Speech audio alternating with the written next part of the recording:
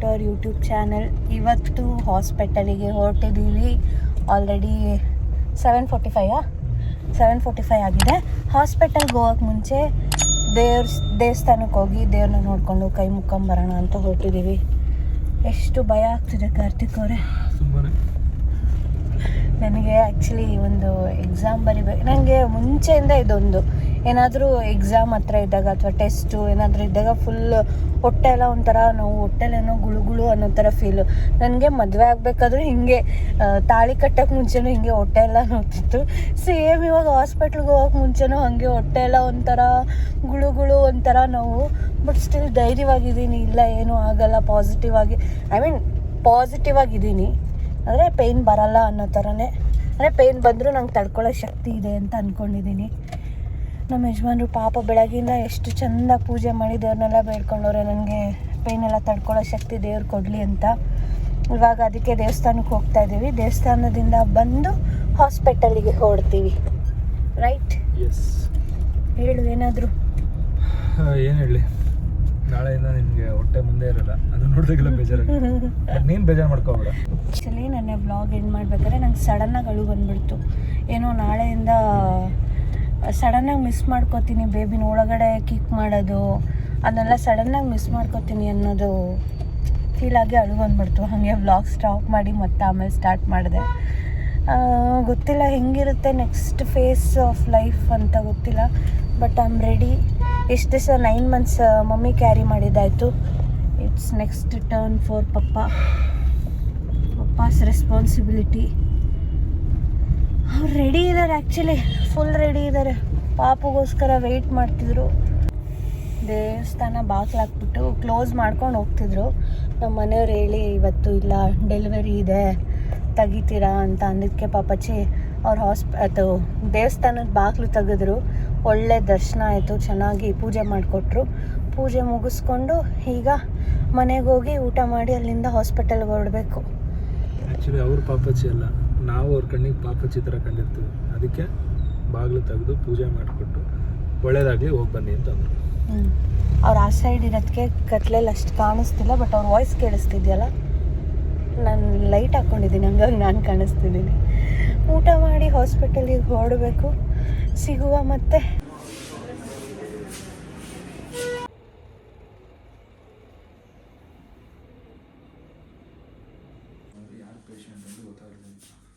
ಹೌದಾ? ಗಂಜಿ ಕುಡಿತೀವಿ.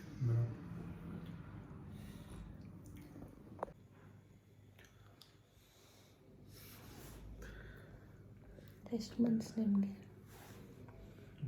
ನಮಗೆ 9 months. ಓಕೆ. ಪಕ್ಕದ ಬೆಡ್ಡೆಲ್ಲ ಒಂದು ಹೆಣ್ಣು ಪಾಪು ಆಗೈತೆ.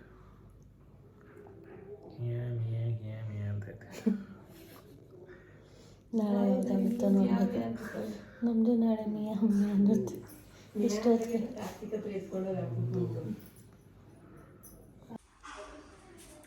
Good night. 40 ಸೊಳ್ಳೆ ಹೋದ.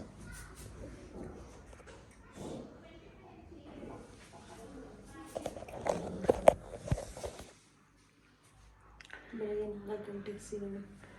ಓಕೆ, ಬಾಯ್ ಮಲ್ಕ.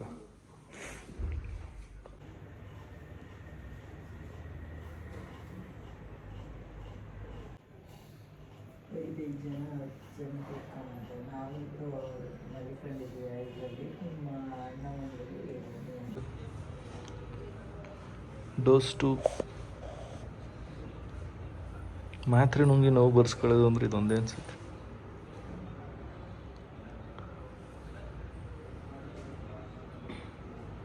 ಇಷ್ಟು ಚಿಕ್ಕ ಮಾತ್ರೆ.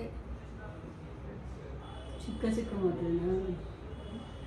ನಾನು ನೀನು ಪ್ರೆಗ್ನೆಂಟಲ್ಲಿ ಅಂತ ಮಾತ್ರೆ ಕೊಟ್ಟು ಬಿಸಾಕ್ಬಿಟ್ಟು ನಾನು ಇನ್ನೂ ಬೇಗ ನೆನಪಿರಲ್ಲ. ಎಕ್ಸಸೈಸ್ ಮಾಡ್ತೀನಿ.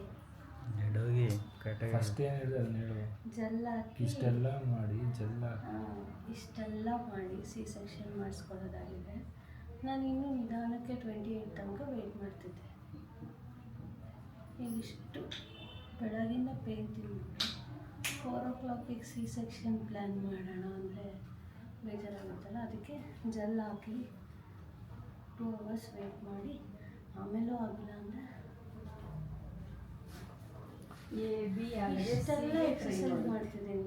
ಈ ಬೇಬಿ ಬರೋಕ್ಕೆ ಏನು ಕೊಟ್ಟು ನಾವೊಬ್ರು ಏನೂ ಮಾಡಿರಲ್ಲ, ಶಿಸ್ತಾಗಿ ನಾರ್ಮಲಾಗಿ ಬಿಡ್ಬಿಡ್ತಾರೆ. ನಿಮ್ಮ ಮನೇಲಿ ಅದೈತೆ ಅದಕ್ಕೆ ಇದೊಂದು ಸಮಸ್ಯೆ ಖಂಡಿತ ಇದೆ. Momo kind of energy right now.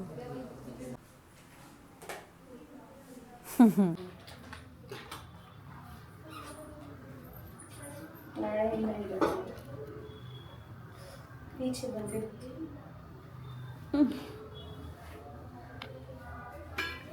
ಬೆಣ್ಣೆ ಹಾಕ್ತಿದ್ದೆ ಅದಕ್ಕೆ ಎಣ್ಣೆ ಬೆಣ್ಣೆ ಬೆಣ್ಣೆ ಬೇಡ ಈಗಲೇ ಬೇಡ ಕುಡಿ ಕುಡಿ ಅದೇನೇನೋ ಬೇರೆ ಕೊಡ್ತಾರಲ್ಲ.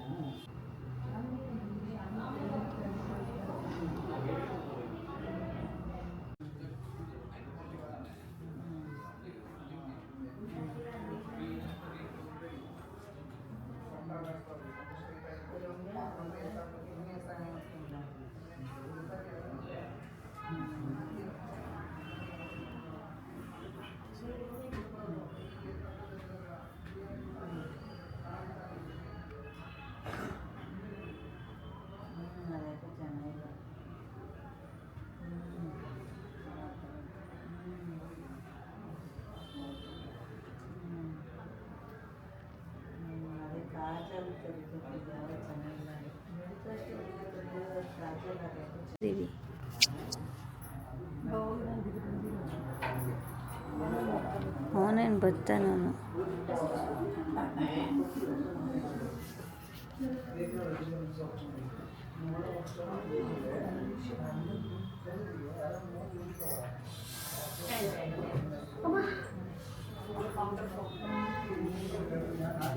ಬಿಡೋ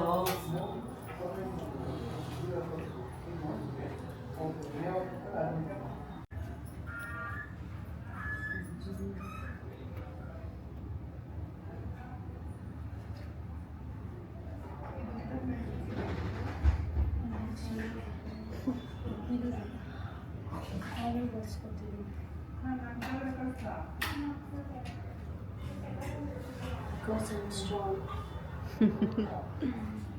You are strong.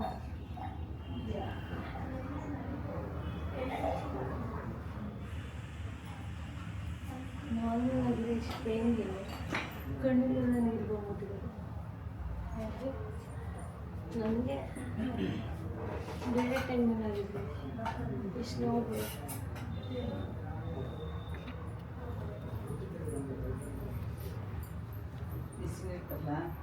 ನೀನು ಎದುರಿಸ್ತಿಲ್ಲ. ನಾನು ಅನ್ಕೋತಿದ್ದೆ ನನಗೆ ಎಷ್ಟು ಪೇನು ಬರಲ್ಲ, ಹಂಗೆ ಡೈಲೆಟ್ ಆಗ್ಬೋದು ಅಂತ ಅನ್ಕೋತಿದ್ದೀನಿ. ನನಗೆ ಇವಾಗಲೂ ಒಂದು ಸ್ಟ್ರಾಂಗ್ ಆಗಿ ಅನ್ನಿಸ್ತಾ ಇದೆ.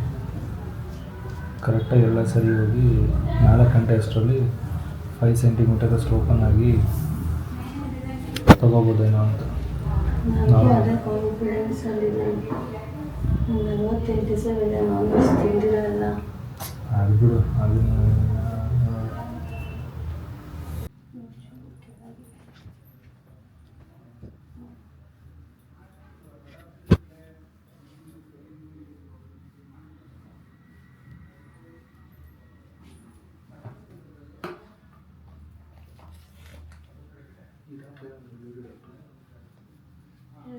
ಊಟ ಬಂದ್ಬಿಟ್ಟು ಇನ್ನೂ ಕಾಂಟ್ರಾಕ್ಷನ್ ಸ್ಟಾರ್ಟ್ ಆಗಿಲ್ಲ ಅನಿಸುತ್ತೆ. ಸ್ಟಾರ್ಟ್ ಆಗ್ಬೋದು.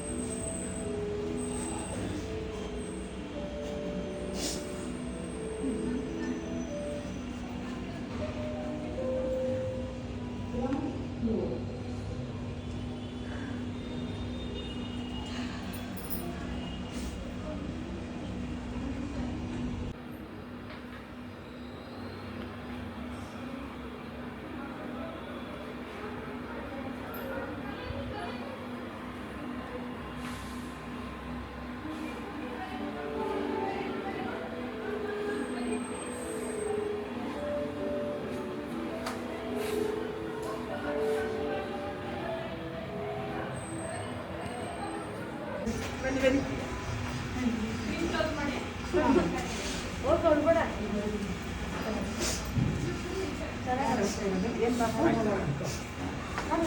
ಗರ್ಲ್ ಬೇಬಿ 558 ಕೊಟ್ಟಿದೆ ಬೇಬಿ.